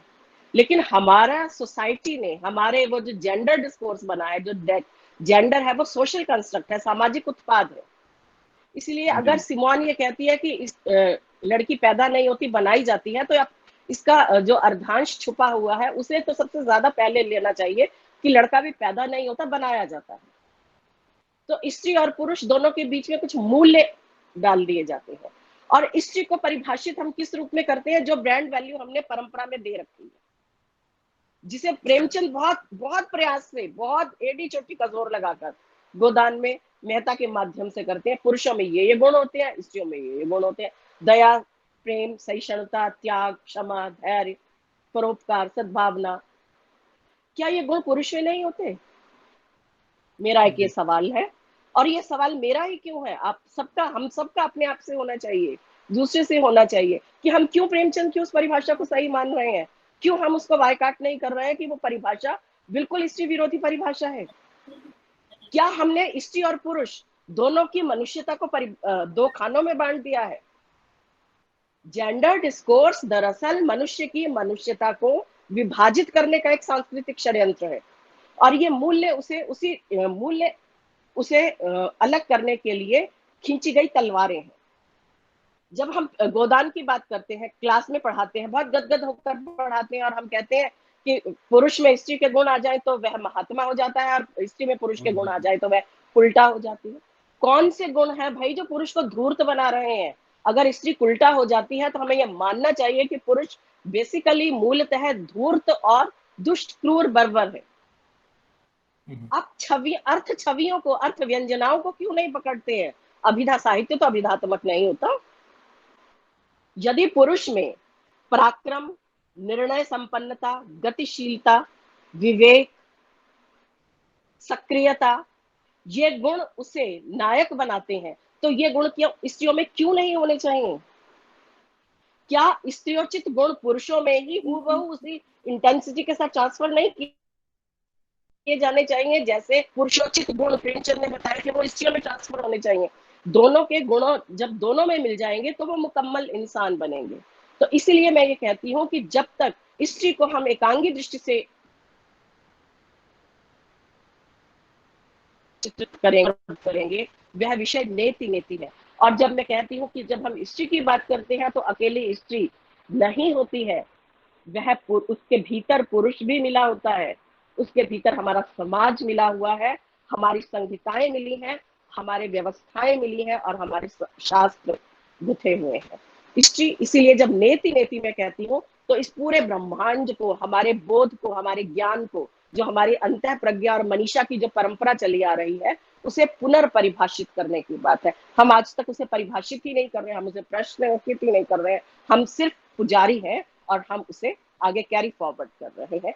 यह विडंबना है हमारे 21वीं सदी की बौद्धिक प्रगतिशीलता की। ये बहुत बढ़िया आपके जवाब से जो है हम लोग अर्जित हुए हैं। और वैसे भी जब हम सोते हैं तो स्त्री और पुरुष का जो लिंग भेद है कहाँ किसी को ज्ञात रहता है। सोकर जब जगते हैं तभी हम लोग स्त्री और पुरुष अपने को समझते हैं। तो इसका मतलब कि उसमें जो मूल स्तर पर है उसमें तो कोई भेद है नहीं। ये तो भेद जो है मनुष्यकृत है जितने भी हैं। हाँ, ये सामाजिकृत है। मनुष्य ने अपने वर्चस्व को, सत्ताएं अपने वर्चस्व को बनाए रखने के लिए इस तरह के विभाजनकारी फॉर्मूले अपनाती है। वरना वर्ण व्यवस्था क्यों हुई? वर्ण व्यवस्था भी तो पूरी तरह से 4 वर्णों को लाकर अपने ही सुख, वैभव, समृद्धि के लिए, अपनी ताकत को बनाए रखने के लिए। कर्म आधारित व्यवस्था होने के चलते तो उसका वहां तक स्वीकार होना चाहिए। कर्म व्यवस्था जिससे जो है समाज की चलती रहे। नहीं, इसकी श्रेणीबद्धता क्यों हो? हाँ, श्रेणीबद्धता ना हो। श्रेणी, देखिए, जब आप ये स्वीकारेंगे, जब आप स्वीकारेंगे तो श्रेणीबद्धता आएगी। आप ये मत कहिए कि मैं इतनी चीज इस तरह से चाहता हूं उसके बाद ना हो, बिल्कुल आएगी। श्रेणीबद्धता आएगी और इसलिए शंभूक की हत्या करने में किसी को कोई परेशानी नहीं होगी। क्या शंभूक सिर्फ राम द्वारा ही मारा गया, रामायण में ही मारा गया? क्या शंभूक अब नहीं मारा जा रहा है? क्या एकलव्य का ही अंगूठा कटा? क्या आज भी हमारी एजुकेशन गरीबों से शिक्षा का अधिकार नहीं छीन रही है जाति की वजह से? क्या एक आदिवासियों का शोषण आज तक नहीं हो रहा है? हम कहीं नहीं बदले हैं, हम उसी बुनियादी बर्बर आदिम अवस्था में आज भी हैं। हाँ, हमने मुखौटे धारण कर लिए हैं, बहुत अच्छे। हालांकि मुझे मालूम है मेरी बातें बहुत चुभने वाली हैं, और मैं चाहती हूँ, साहित्य क्या है? साहित्य स्लीपिंग पिल नहीं है, आराम देने के लिए गोली नहीं है कि दर्द हुआ तो चलो जी आज क्रोसिन खा लो, ये कर लो। साहित्य गोली नहीं है। साहित्य हमारी सोई हुई या आराम से झूले झूलती हुई चेतना को उद्बुद्ध करने का एक वैचारिक उपक्रम है। इसका लक्ष्य तिल मिलाना है, इसका लक्ष्य यथास्थिति को तोड़ना है, इसका लक्ष्य प्रश्नों की बौछार करना है। हम अपने भीतर उस विवेक को पैदा करें। हम ये जो फुटपाथी साहित्य या लोकप्रिय साहित्य नहीं है, ये साहित्य जो हम साहित्य के नाम पर जिसे पढ़ रहे हैं और हम जिसे पढ़ा रहे हैं, वो दरअसल हम नींद लाने का उपक्रम किया जा रहा है। जबकि समय को बनाने के लिए हर सुकरात को जहर का प्याला पीना पड़ा है, हर गैलीलियो को आत्मनिर्वासन का दंड दिया गया है, हर एक क्रांतिकारी प्रतिभा को व्यवस्था अपने रास्ते का कांटा मानकर उसे हटा देना चाहती है। लेकिन हम व्यवस्था की गुलामी करते हुए उसका ही प्रशस्ति गान क्यों करते रहें, उसी का स्तुति गान क्यों करते रहें? एक व्यक्ति के तौर पर, एक मनुष्य के तौर पर, एक बौद्धिक चेतना के तौर पर क्यों नहीं हम अपने भीतर इकट्ठी हुई ऊर्जा को आग का रूप दें? प्रोमीथियस सिर्फ और सिर्फ इसीलिए ग्रीक माइथोलॉजी में प्रताड़ित चरित्र रहा है क्योंकि उसने स्वर्ग के देवताओं के कब्जे में गई आग को चुराकर मनुष्य को दिया था। मनुष्य के साथ खड़ा व्यक्ति, मनुष्य के साथ खड़ी चेतना ही क्रिएटिविटी है। जो साहित्य हमें सुलाता है, जो साहित्य हमारा मनोरंजन करता है, मैं उसे साहित्य मानने के लिए तैयार ही नहीं हूं। साहित्य यथास्थितिवाद पर प्रश्न चिन्ह लगाता है और पाठक के रूप में ऐसी ही एक प्रश्न चेतना को पैदा करने का दावा करता। अन्यथा तो प्लेटो ने कह ही दिया था ना अपने द रिपब्लिक में कि जो लेखक, जो कवि चेतना को सुलाता है, मैं उसे अपने गणराज्य में रहने की जगह ही नहीं दे सकता। प्लेटो अगर आज जिंदा होते तो शायद वो कहते कि मेरा आकलन ठीक था और साहित्य को स्लीपिंग पिल बनाने वाले रचनाकारों को साहित्य की परिधि से निष्कासित कर दिया जाना चाहिए। जी धन्यवाद मैडम। इसी डॉक्टर राकेश नारायण द्विवेदी जी का जो प्रश्न है, इसी में मैं अपनी भी एक बात जोड़ देना चाहता हूँ कि जो श्रेणीबद्धता है, मुझे ऐसा लगता है कि जो वैदिक कालीन वर्ण व्यवस्था है जिसके बारे में कहा जाता है कि उस समय वो कर्म आधारित थी और बाद में वो जन्मना हो गई, और उसमें जो निचली श्रेणी पर जो लोग थे श्रेणी में, उनके अपग्रेडेशन के चांसेस पूरी तरह खत्म हो गए, प्रोन्नति की संभावनाएं खत्म हो गई और दोष वहीं पैदा हुआ। ये बात उचित प्रतीत होती है। जैसे आज भी कार्यालयों में देख लें, कोई दुनिया का किसी भी देश का, किसी भी समाज का ये ढांचा, अगर किसी कार्यालय में जाएंगे तो क्लास 1, क्लास 2, क्लास 3, क्लास 4, ये जो हम क्लासेस बनाए हुए हैं, आज हम उसको ना कहें कोई शब्द, मान लीजिए ब्राह्मण ना कहें, क्षत्रिय ना कहें, वैश्य ना कहें और हम दलित ना कहें, लेकिन वो हायरार्की तो बनी हुई है। और इसमें दिक्कत इसलिए नहीं है क्योंकि चतुर्थ श्रेणी कर्मचारी वो प्रथम श्रेणी के लिए अर्हता अर्जित करके अब एक प्रविधि के तहत वहां पहुंच सकता है, इसलिए लोगों को ऐतराज नहीं है। तो ये श्रेणीबद्धता क्या कभी किसी समाज में खत्म हो सकती है? ये मेरा एक सवाल है। असंभव कुछ भी नहीं होता। और आपने वैदिक उदाहरण दिया है वैदिक साहित्य का, तो हम किसी का भी मुंह बंद करने के लिए किताबों में पढ़े हुए इस तरह के उदाहरण दे देते हैं। मैं इस पर कोई टिप्पणी नहीं करूंगी क्योंकि मैंने वेदों का इस दृष्टि से अध्ययन नहीं किया, ना ही मनुस्मृति का भी इस दृष्टि से अध्ययन किया है, क्योंकि दृष्टि ही हमारे अध्ययन को एक दिशा देती है। तो मैंने स्त्रीवादी दृष्टि से अध्ययन जरूर इन रचनाओं का किया है। आपने अगर वेदों का पारायण करके आप इस निष्कर्ष पर पहुंचे हैं कि बाद में ये सब विघटन आए हैं, तो मैं आपकी बात मान लेती हूँ, लेकिन मैं अपनी बात काउंटर करते हुए, हिस्ट्री के ऊपर केंद्रित करते हुए यदि ये कहूँ, तो वेदों में जो परंपरागत आलोचना जो चली आ रही है कि वेदों में स्त्री बहुत स्वतंत्र थी। हम ये कहते हैं स्त्रियां विदुषी थी, स्त्रियां स्वतंत्र थी, स्त्रियों का सम्मान होता था। हम वैदिक साहित्य के लिए ये मानते हैं कि ये पराधीनता की बात तो हमारी भारतीय संस्कृति में तो थी ही नहीं, ये तो मुस्लिम आक्रांताओं के साथ आई नहीं, है। और ये उससे पहले नहीं मैडम, थोड़ा क्षमा चाहेंगे, ये बातें मैंने मुख्य रूप से वर्ण व्यवस्था के संबंध में की। नहीं, और मैंने आपकी ये बात कही, ये मैंने बात की, जी मैंने कहा मैं इस पर टिप्पणी जी नहीं करूंगी। मैंने बाकायदा जी जी आपको ये बात बताई है कि मैंने मनुस्मृति के आधार पर या वैदिक संस्कृति के आधार पर मैं इस पर टिप्पणी नहीं कर सकती हूँ। यदि आपने वेदों जी का जी जी पारायण स्वयं किया है और आप उस निष्कर्ष पर पहुंच रही है, मैं आपकी बात मान लेती हूँ, मैंने ये भी कहा है, मैं ऐसा जी कुछ जी नहीं कह रही हूँ। लेकिन वैदिक साहित्य का एक दूसरा प्रसंग मैं यहाँ जरूर लेना चाहूंगी, ये बात मैंने कही है, जी और वो बात इस विषय के साथ जुड़ रही है जो हमारा आज का विषय है। वेद, मैं इस दृष्टि से बात ही नहीं कर सकती क्योंकि मैंने इस दृष्टि से जाति व्यवस्था को वैदिक संस्कृति के संदर्भ में नहीं पढ़ा है। मैं जी कही गई बातों को कहना मेरी दृष्टि में वही होता है किसी के छोड़े गए मुंह से निकले हुए पान को अपने मुंह में लेकर चबाना। इसीलिए मैं टेक्स्ट को पढ़कर बात करती हूँ, जो अच्छी परंपरा बात में किसी ने कहा है मैं उस पर कभी कोई बात नहीं करती। तो वाह ये वाह जो वाह। अभी कहा गया है कि वैदिक समय में स्त्रियां विदुषी होती थी, स्वतंत्र होती थी, उनका आदर मान होता था, उन पर कोई अंकुश नहीं होते थे, तो मैंने वैदिक ऋषिकाओं के सूक्त पढ़े हैं। मैं इसमें लोपामुद्रा के सूक्त को और अपाला के सूक्त को अगर आपके सामने रखूं, तो मैं सिर्फ एक ही रखती हूँ, समय नहीं है। लोपामुद्रा ने जो सूक्त लिखा है उसने ये लिखा है कि वर्ष दर वर्ष बीत रहे हैं, ऋतुएं आ रही हैं, जा रही हैं, फल फसलें बदल रही हैं, अपने अपनी साधना में लीन पति लोग वृद्धावस्था का आक्रमण करने से पहले अपनी पत्नियों से मिल गए। एक स्त्री यहाँ इस लोपामुद्रा के इसमें यह स्त्री विवाह संस्था की पराधीन स्त्री दिखाई पड़ रही है, हार्दिक संवाद का अभाव झेलती हुई यह एक आज की भारतीय या एक ग्लोबल स्त्री का प्रतिनिधित्व कर रही है।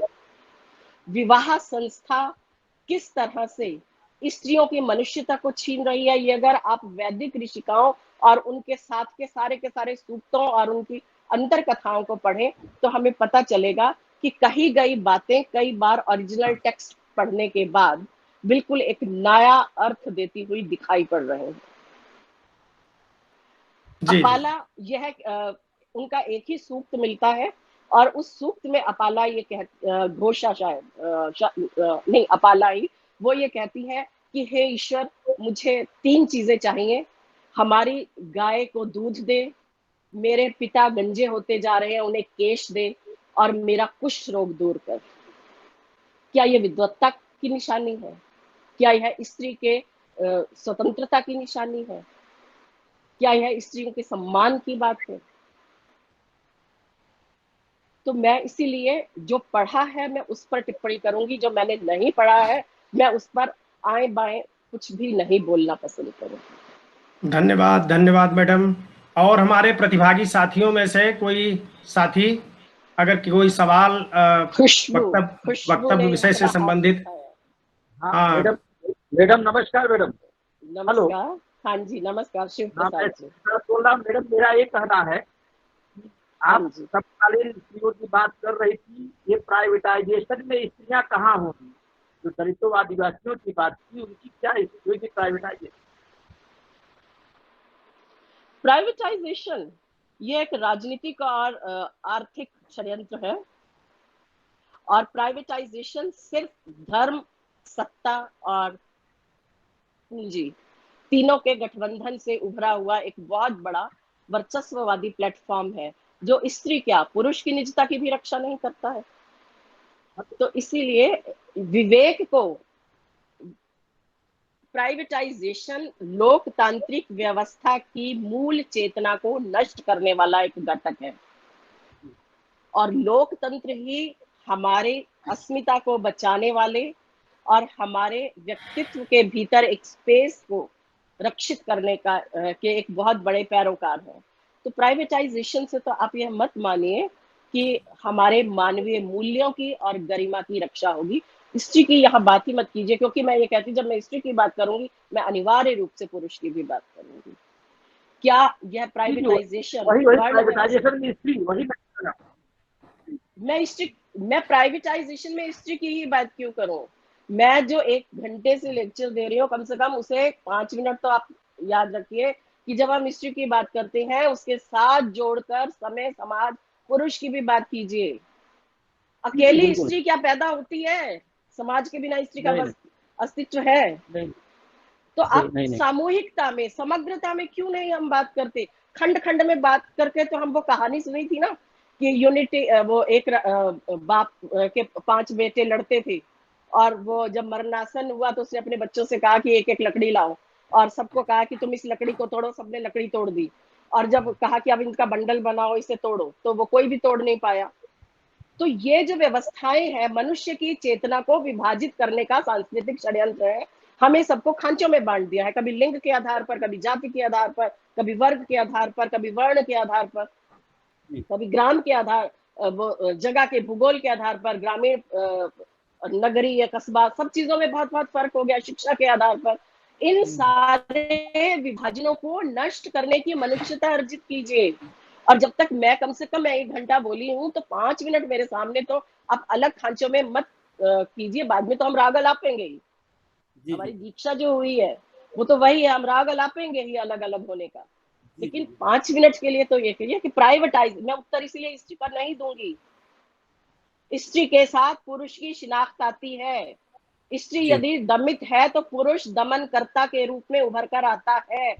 स्त्री यदि बलात्कृता है तो पुरुष बलात्कारी के रूप में सामने आ रहा है, और उसके रूप को पुष्ट करते हुए, उसके उस रूप को पुष्ट करने वाले पॉलिटिशियंस भी हैं, जुडिशरी भी है, धर्म भी है, पूंजी भी है। वो सब रूप, सब चीजें दिखाई पड़ रही है। आप एक चीज को मत देखिए, ये जो हमें वो जो दिया गया है ना मूल मंत्र कि अर्जुन की तरफ फोकस होइए, अर्जुन को कुछ भी नहीं दिखा, ना पेड़, ना पत्ते, ना चिड़िया, ना आसमान, कुछ, सिर्फ उसकी आंख दिखी। ये व्यवस्था हमें सिर्फ आंख देखना सिखा रही है, और वो आंख क्या है? अपना लाभ, अपने लोभ, अपनी जान की गारंटी, और उसके एवज में हम घिनौने सौदे करते चलते हैं, दूसरों की अस्मिता के, दूसरों की रक्षा के, दूसरों के सम्मान के, दूसरों की गरिमा के। तो जब तक हमें अपने साथ समूचा समाज मेरे मैं में प्रदीप्त नहीं दिखाई पड़ेगा, तब तक मनुष्य कहलाने के हम अधिकारी नहीं हैं। धन्यवाद, धन्यवाद मैडम, धन्यवाद मैडम जी। और जी कोई सवाल और पूछना चाह रहा है अगर तो स्वागत है। हेलो, नमस्ते मैम। हेलो जी बोलिए। जी बोलिए। हेलो। हाँ जी, अब बोलिए। हाँ बोलिए। हेलो। हाँ हेलो मैम, नमस्ते। नमस्ते। हेलो। हाँ नमस्ते, मुझे आपकी आवाज सुनाई पड़ रही है। हेलो। हाँ नीलू पाटिल जी, आप बोलिए, आपकी आवाज आ रही है।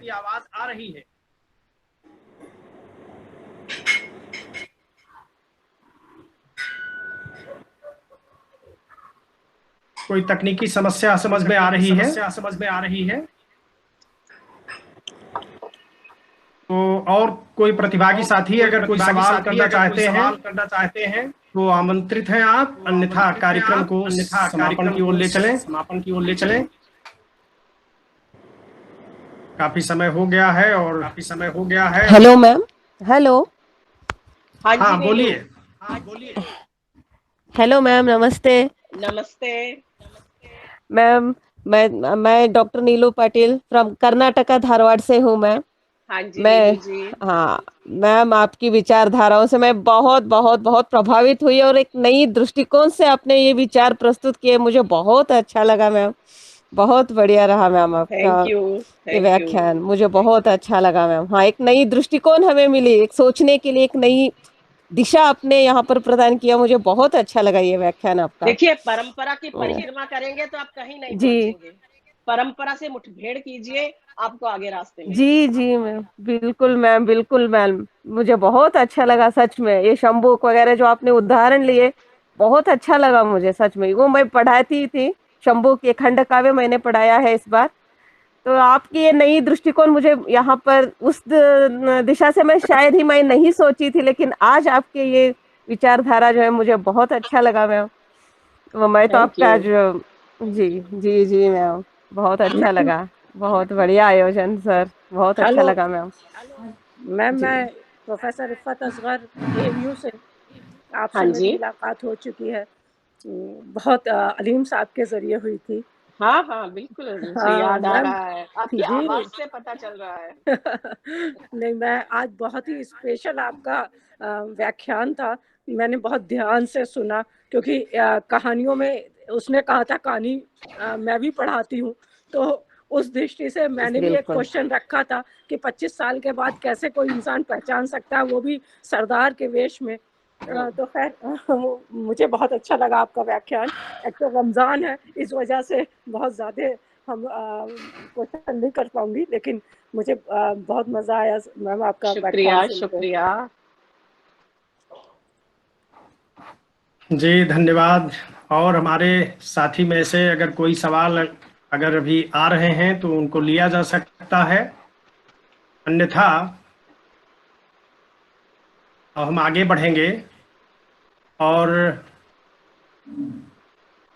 धन्यवाद ज्ञापन के लिए मैं अपने मित्र डॉक्टर ए मंजूनाथ जी, जो